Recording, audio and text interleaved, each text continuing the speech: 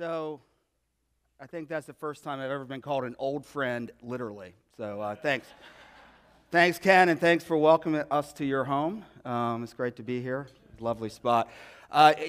It's a pleasure to kick off the Email Insider Summit and talk to such an esteemed group of email marketers. And it's great that the topic this year is CX meets the inbox. Customer experience is something that's certainly near and dear to our hearts at MessageGears, and I want to talk a bit about that today. I mean, it's obvious that customers are demanding more than ever, more personalized experiences, and they're expecting more personalized experiences. They know the kind of data we have about them and that we collect, and they're demanding that we use that in ways that benefit them. Otherwise, they can walk with their feet.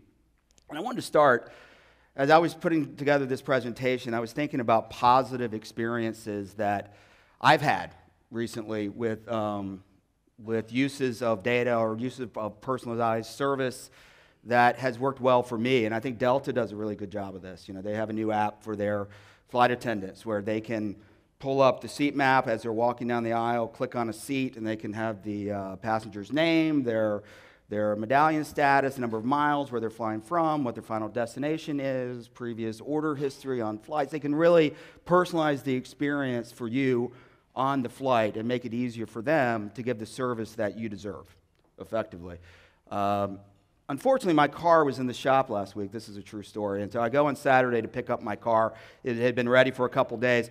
And I pull in the bay at the dealership. And on the big screen in the background, it said, "Welcome, Mr. Barnette." I was driving one of their loaners. I didn't tell them I was coming on Saturday to pick up the car. It said, "Welcome, Mr. Barnette." Somebody came out, opened the door for me, greeted me by name, said my car was being pulled around. They walked me to my service advisor. It was a great personalized experience because they know who I am, why I was there, and it makes me want to go back next time. We're going to talk a bit about Chick-fil-A today. They happen to be a MessageGears client and another Atlanta company. But Chick-fil-A has a great app. On top of having great chicken sandwiches and waffle fries, they have a great app, one that I use a lot. But everything for them starts with that. That's their personalization engine. Email is just an offshoot of it, but it's their personalization engine that gets you to interact with their brand, gets their stores to interact with you. I don't know if I'm proud or embarrassed of the fact when I walk in my Chick-fil-A now, they say, "Hey, Roger," but a lot of that's because I pre-order on the app and they know who I am. They're able to connect faces. But if you're a Chick-fil-A fan, download the app. It's pretty awesome. But there's some great experiences out there. And I love this quote from Brendan Witcher at Forrester. "Each time a consumer is exposed to an improved digital experience, their expectations for all digital experiences are reset to a higher level." Once you become aware of what's possible, that's the expectation going forward. And I would say the inverse of this is true as well. When you have expectations that are high and you receive the opposite experience, it's like you're digging your brand a hole that's difficult to dig out from.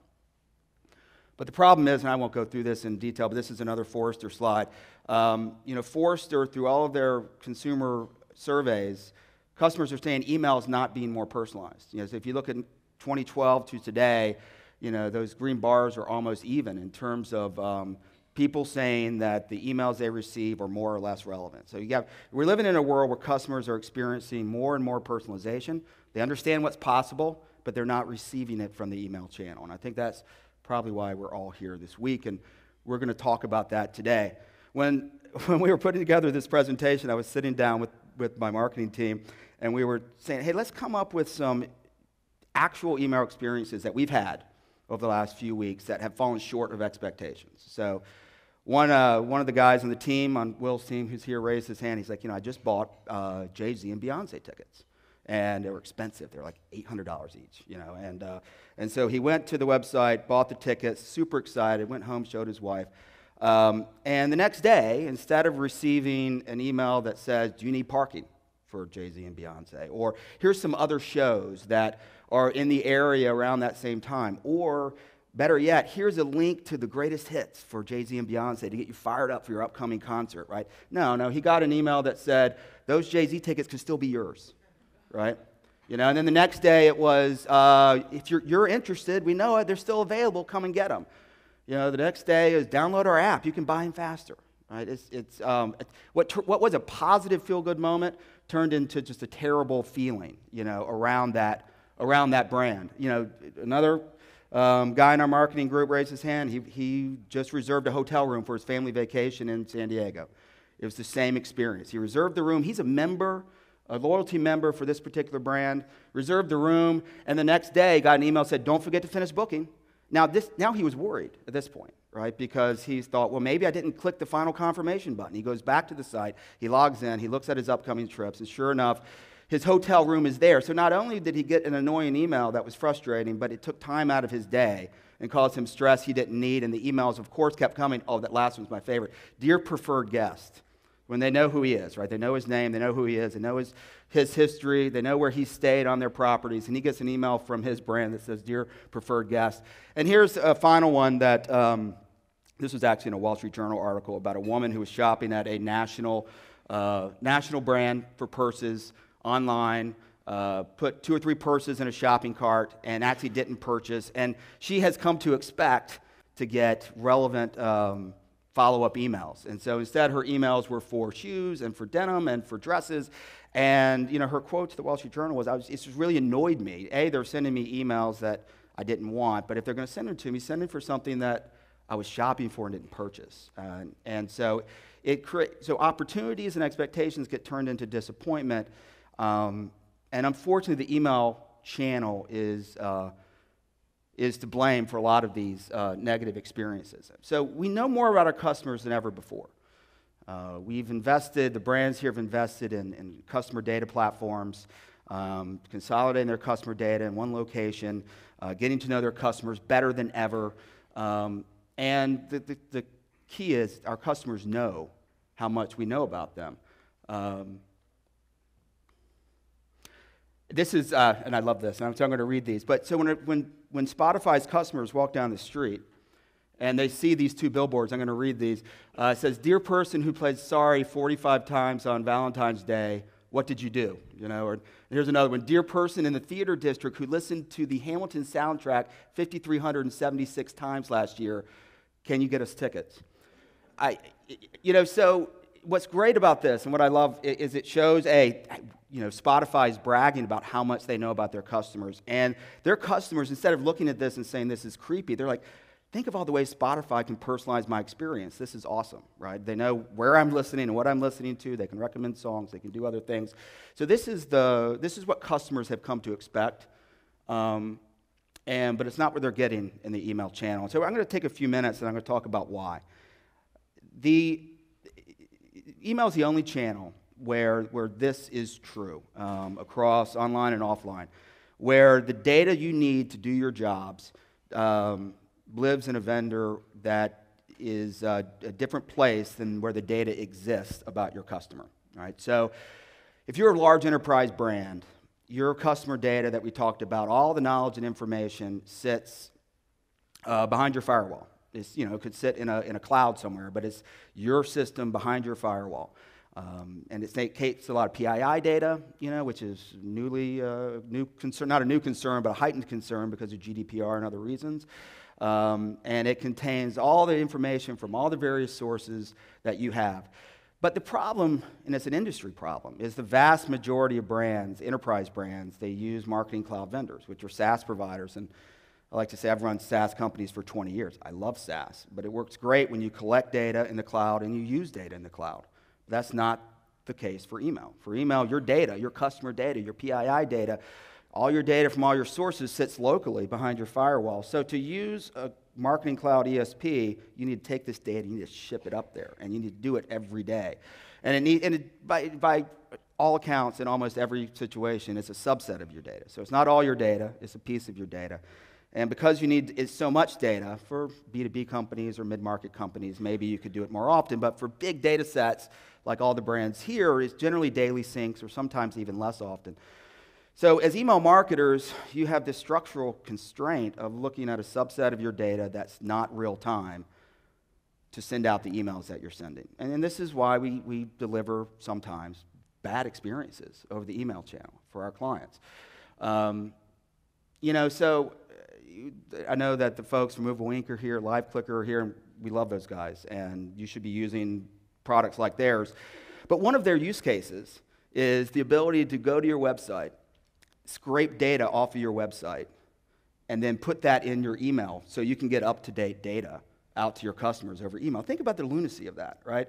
You work next to your website, folks. They can deliver personalized experience to your customers in hundreds of seconds. But in the email channel, you work right next to them, have access to the same data, presumably. But you have this structural issue. You have to use a third party to scrape data from your website to be able to deliver that same information to your customers.